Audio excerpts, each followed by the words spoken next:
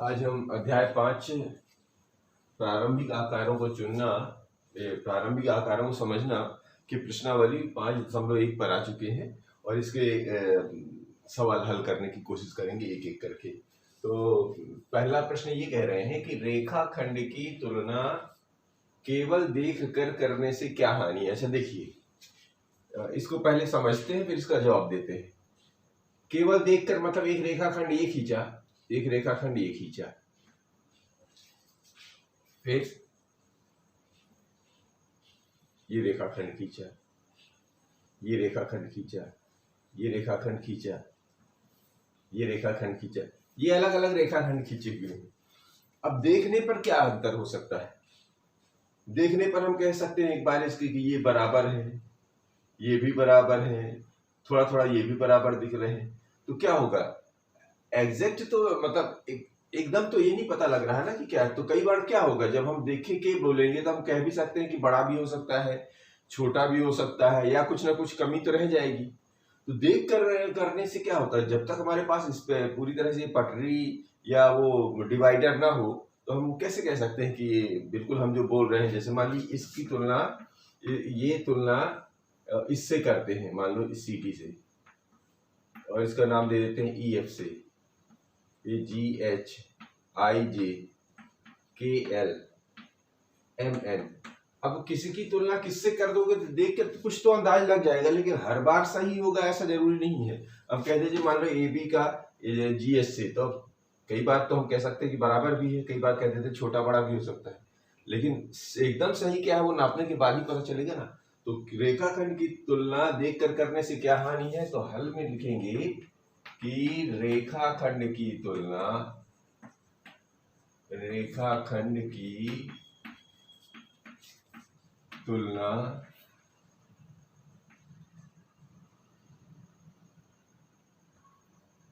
केवल देखकर करने से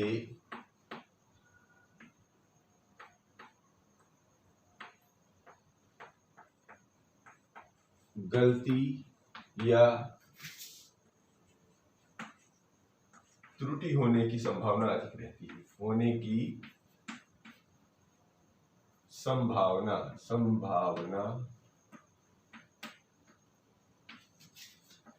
अधिक रहती है, अधिक रहती है। ठीक है ना, क्योंकि देख के हम अंदाज लगाएंगे तो कई बार सही भी हो सकता है, कई बार गलत भी हो सकता है। तो उसी को हम कहते हैं कि त्रुटि होने की संभावना अधिक से अधिक होती है। इसका जवाब इस तरह देना है। ठीक है ना, दूसरा प्रश्न लेते हैं।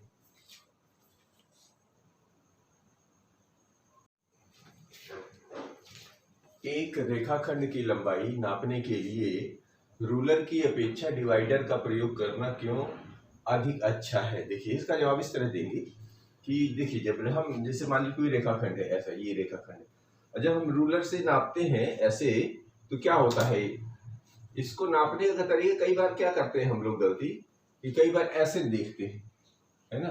तो इधर से देखेंगे तो पैमाने में जो ये छोटे छोटे पॉइंट होते हैं, छोटे छोटे बिंदु, तो देखने से कम से कम एक आध बिंदु तो इधर से भी गड़बड़ हो सकता है, इधर बिंदु एक आध गड़बड़ हो सकता है। कई बार ऐसे भी देखते हैं, कई बार ऐसे भी देखते हैं, कई बार ऐसे भी देखते हैं। तो देखने में क्या रहता है कि ये त्रुटि बनने की संभावना रहती है। तो देखने का सही इसकी स्थिति क्या है, एकदम इसके ऊपर जाके और बिल्कुल सीधे होके देखना, ये तरीका होता है हमारा। ठीक है ना, इससे अधिक तरीका होता है। तो कई बार ऐसे हम चूक जाते हैं। तो वो ये कह रहे हैं कि अगर ऐसा नहीं कर रहे हो तो इसकी तुलना में इसका इस्तेमाल, डिवाइडर, इस डिवाइडर का मतलब ये सुई, तो इसका इस्तेमाल करना क्यों आवश्यकता है, अच्छा होता है। तो इसका जवाब यही है कि देखिए, जब जो हम कभी इधर से देखते हैं कभी इधर से देखते हैं तो गड़बड़ी हो सकती है। तो इसको क्या करते हैं, बस इसको ऐसे, जैसे मान लीजिए छोटा इतना बड़ा है, तो इसको क्या करेंगे, यहाँ से रखा और यहाँ पर रखा जी। ठीक है ना, दोनों अंत बिंदुओं पर रख दिया, और अंत बिंदुओं पर रखने के बाद क्या करते हैं, इसको इंच में नापते हैं या सेंटीमीटर में। तो बस इस पैमाने को आंख के सामने लाए और इसको यहाँ लगाया और इसको यहाँ लगाया, इस तरह करके इसको जहां पर ये दोनों बिंदु मतलब पहले शून्य पे लगाया और फिर इधर जहां तक जाता है उसको पढ़ लिया।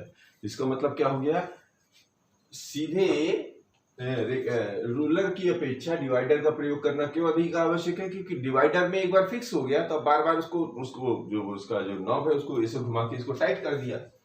ये ऐसा रहता है, ऐसे नाप लिया फिर इसको टाइट कर दिया, बिल्कुल ठीक है ना, ऐसा है। अब टाइट करने के बाद फिर अब ये बदलेगा तो नहीं, तो अब इसको बस यहीं से स्केल पे आराम से रख के आप पढ़ सकते हैं कितने पर, तो वो आसानी से पढ़ा जा सकता है, ठीक है ना। जैसे ये है, अब इसको आप आसानी से पढ़ सकते हो ऐसे, ठीक है ना। तो इसलिए ज्यादा ये अधिक अच्छा है। तो इसका जवाब ऐसे देना है कि रेखाखंड की अपेक्षा रेखाखंड की लंबाई नापने के लिए रूलर की अपेक्षा डिवाइडर का प्रयोग करना क्यों अधिक अच्छा है? क्योंकि डिवाइडर में ऐसे लिखना है, क्योंकि हल ऐसे लिख दो, एक रेखाखंड की लंबाई नापने के लिए एक रेखाखंड की लंबाई नापने के लिए खंड की लंबाई नापने के लिए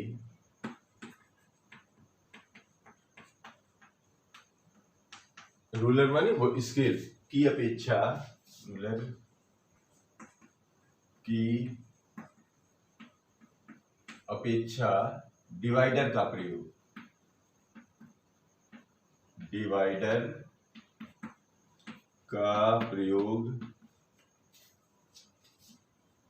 करना या करने पर डिवाइडर का प्रयोग करने पर त्रुटि होने की संभावना कम हो जाती है। त्रुटि होने की संभावना नहीं रहती है। तो इसका जवाब इस तरह देगा, ठीक है। मतलब इससे क्या होगा, वो एक बार फिक्स हो गया, अब आप आराम से स्केल पे रख के देख सकते हैं, है ना, सामने आपके सामने रखे। क्योंकि कभी खींचते समय आगे पीछे हो जाता है या आड़े टेढ़े देख लिया तो वो गलतियां होने की संभावना घट जाती है। इसका जवाब कुछ इस तरह देना है। तीसरा लेते हैं। अब कोई रेखाखंड ए बी खींचिए, तीसरा नंबर है इसका, और ए और बी के बीच स्थित कोई बिंदु सी लीजिए। ए बी बी सी और सी ए की लंबाई नापिए। देखिए वो ये कह रहे हैं कि एक रेखाखंड ए बी खींचिए। तो देखिए इसमें ऐसे आपको पटरी लेनी है और यहाँ पैमाने पे रखना है। तो कोई एक रेखाखंड कीजिए ए बी, तो मान के चलते हम यहाँ से लेके एक रेखाखंड खींच रहे हैं और यहाँ तक खींच दिया, कहाँ, यहाँ पूरी पट्टी तक। अब आप सेंटीमीटर में लिख लेना,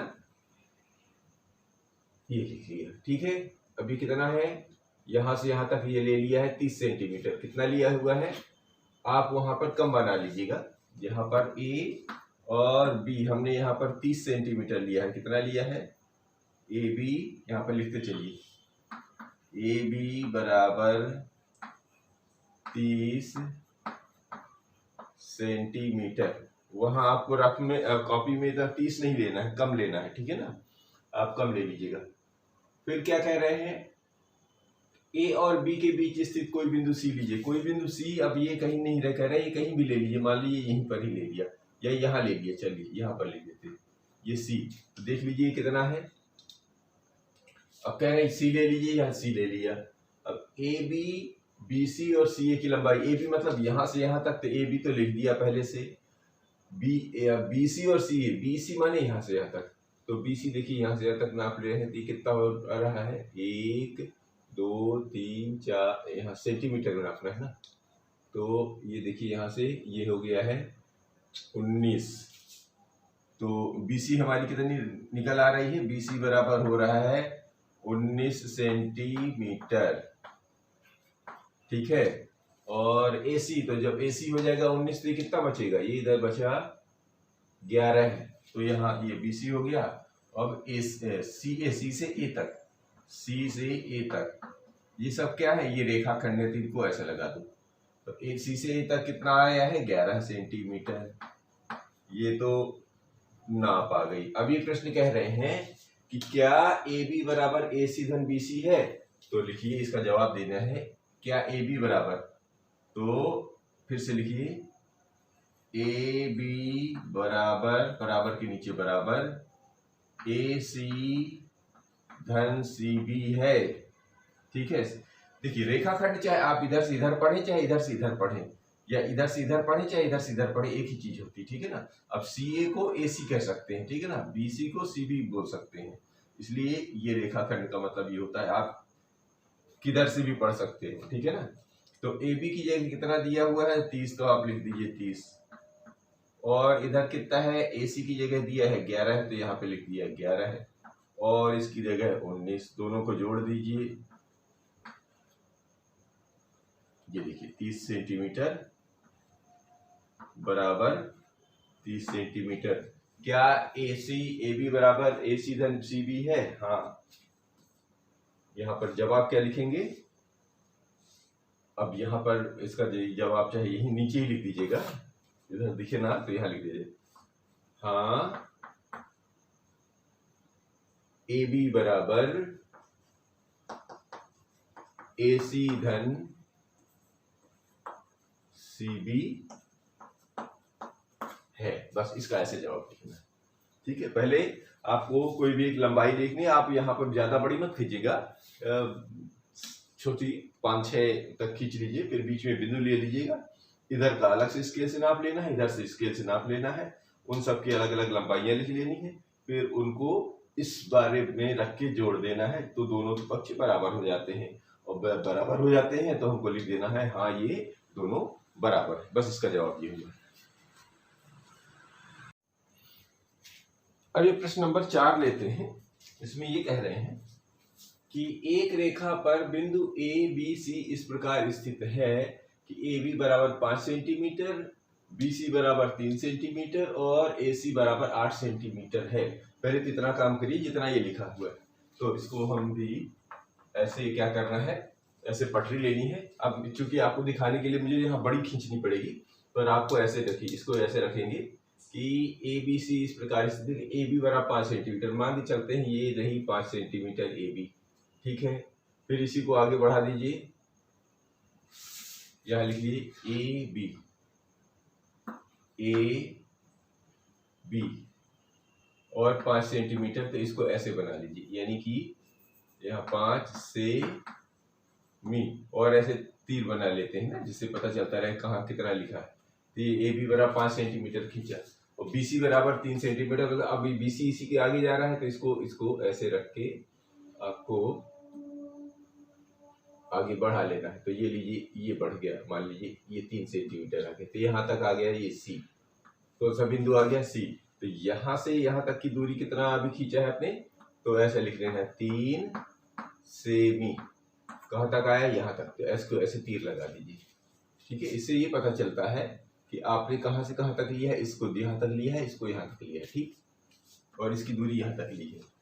तो आप ये लिख भी दीजिए, ए बी बराबर 5 सेंटीमीटर लिखा है, तो आप लिखिए ए बी बराबर 5 सेमी, ठीक है।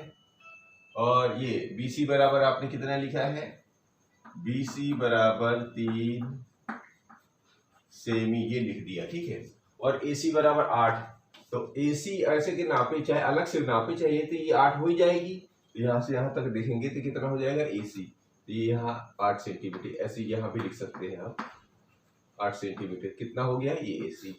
तो ये देखिए ए सी बराबर 8 सेमी, ठीक है।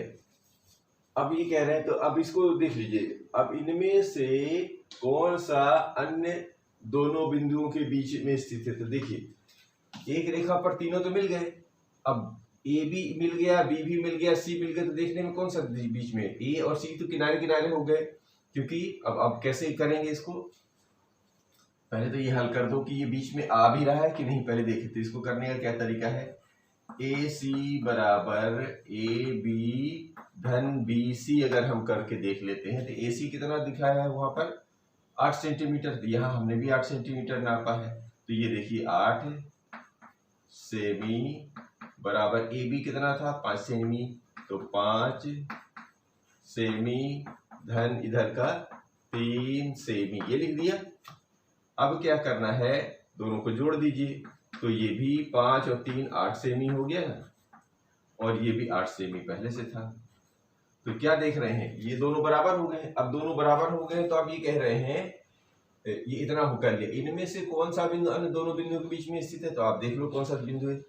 ए सी तो किनारे किनारे हो गया, बी बीच में, तो आप लिख दीजिए कि इनमें से बिंदु बी दोनों बिंदुओं के बीच स्थित है। इनमें से देखिए ये बिंदु बी आया ना बीचों बीच, बिंदु बी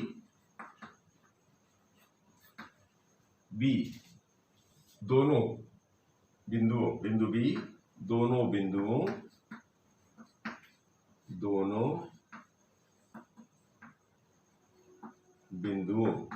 कौन कौन से बिंदु, ए और सी, दोनों बिंदु ए और सी के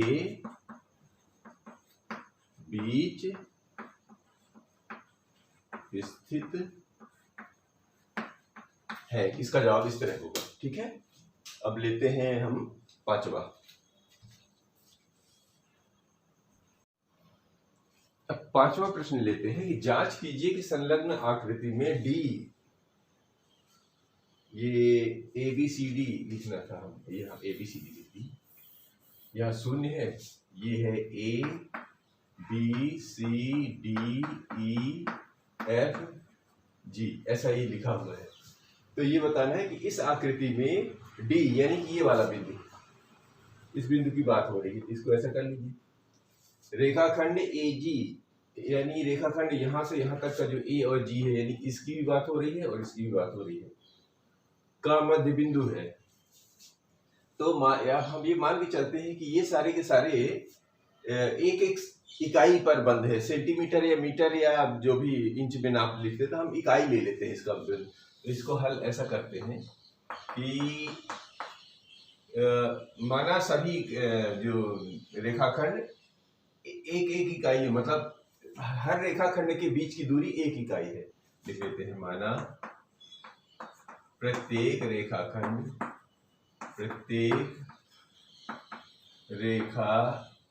के बीच की दूरी बराबर एक इकाई है, ठीक है। ये हम मान लेते हैं। अब मानने से क्या होगा कि जो हमें ये जांच करने में आसानी होगी। तो हमने क्या बताना है कि डी बिंदु जो है ए जी का मध्य बिंदु है, तो डी के पहले कहाँ से शून्य तो लेगा नहीं, ये शून्य है, एक नहीं ये शून्य है, ठीक है ना। शून्य को हम काउंटिंग में नहीं लेंगे, यानी कि यहाँ से लेते वहां से यहाँ तक एक, फिर यहाँ से यहाँ शुरू करेंगे ए से बी, यहाँ एक, यहाँ दो, यहाँ तीन। तो यहाँ से ए से डी तक की दूरी कैसे लिखेंगे, ए बी धन बी सी धन सी डी, देखिए डी तक पहुंच गए, और फिर उधर की अलग लिख लेते हैं। तो ए बी कितनी है, एक इकाई धन एक इकाई धन एक इकाई बराबर 3 इकाई, ठीक है। अब इधर से इधर तक भी ले लीजिए, तो डी से ई तक डी ई,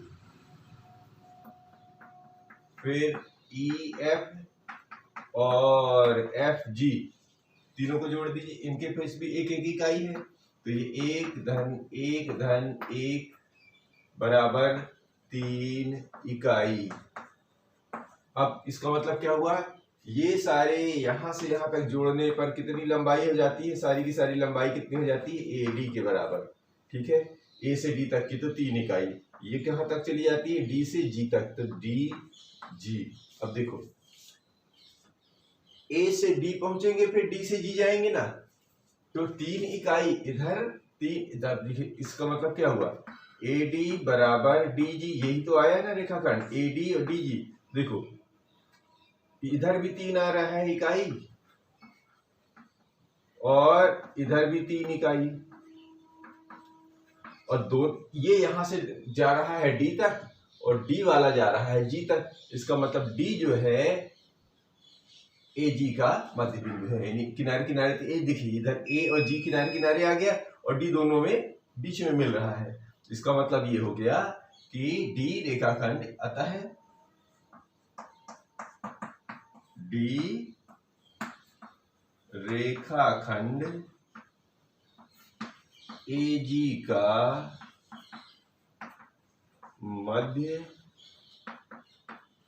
बिंदु है। कैसे हो गया देख लो, ए से चले डी तक, यहाँ ए से डी तक, तो ये इधर ए डी, और डी फिर से अब डी को ही लेके चल रहे हैं तो डी जी, अर्थात मतलब ये होगा कि और टोटल कितना हो गया, दोनों ए जी तक किनारे किनारे पहुंच चुके हैं। तो जहां पर ए किनारे किनारे ए और जी दिख भी रहा है और डी दोनों में शामिल है, इसका मतलब हो गया कि डी इन दोनों के बीच का मध्य बिंदु है। इसका जवाब इस तरह लिखना पड़ेगा। अब छठवां भी लेते हैं। ये छठवां प्रश्न कुछ इस तरह है कि बी रेखाखंड AC का मध्य बिंदु है और C रेखाखंड BD का मध्य बिंदु है, जहां A, B, C और D एक ही रेखा पर स्थित है। देखिए कुछ इस तरह बनाना है, तो AB बराबर CD क्यों है, देखिए कुछ इसको इस तरह करना पड़ेगा कि ऐसा हमें अंदाज से बना देता हूँ। ऐसा ले लीजिए ABCD, यहाँ पर लिखना है A और यहाँ एक जगह B बना लीजिए, एक जगह C बना लीजिए, एक जगह यहाँ पे D बना दीजिए। ये 4 बिंदु हमारे हो गए। ठीक है, पटरी की जरूरत नहीं है क्योंकि मैं अंदाज से बना रहा हूँ, आप पटरी से बना लीजिएगा। तो देखिए B रेखाखंड AC का मध्य बिंदु है। देखिए ये रहा AC, इसके बीच में B है, ठीक है, और C रेखाखंड B का C, और ये जो C है BD का बीच में है। देखो रेखाखंड BD के बीच में है, जहां पर ABCD एक ही रेखा पर, ये भी हो गया है। अब बताना है कि AB बराबर CD क्यों है। तो अब इसको कैसे करना है, देखिए यहां पर लिखेंगे हल। हल तो यहीं से शुरू हो गया ना। अब ये सारे जो है B रेखाखंड AC का मध्य बिंदु, देखिए AC का मध्य बिंदु B, यहां पर लिखेंगे AC का, यानी रेखाखंड ऐसा कर दे, AC का मध्य बिंदु B है। जब मध्य बिंदु, देखिए किसी चीज के अगर बीच में ये AB है, तो किसी भी रेखा का मध्य बिंदु अगर कोई है तो वो जो 2 टुकड़े बनेंगे तो वो दोनों आपस में बराबर होंगे। अतः इससे क्या हो जाएगा कि AB का रेखाखंड और ये BC का रेखाखंड आपस में बराबर हो जाएंगे। ये बात समझ में आ रही है। अब ये कह रहे हैं दूसरे, फिर से पुनः क्या कह रहे हैं कि C रेखाखंड BD का, यानी C जो है BD का मध्य बिंदु, तो फिर से लिखे BD का मध्य बिंदु, BD का मध्य बिंदु, BD का जो मध्य बिंदु है वो कौन सा है, C है। जब BD का मध्य बिंदु C है तो BC और CD ये दोनों बराबर होंगे, क्योंकि ये बीचों बीच है, तो इसका मतलब ये टुकड़ा इस टुकड़े के बराबर होगा। अतः फिर से लिखिए इसमें, अतः क्या हो गया, ये टुकड़ा इसके बराबर है और ये टुकड़ा क्या है, BC बराबर CD, ये दोनों टुकड़े बराबर हैं। ठीक है, ये बात क्लियर हो गई।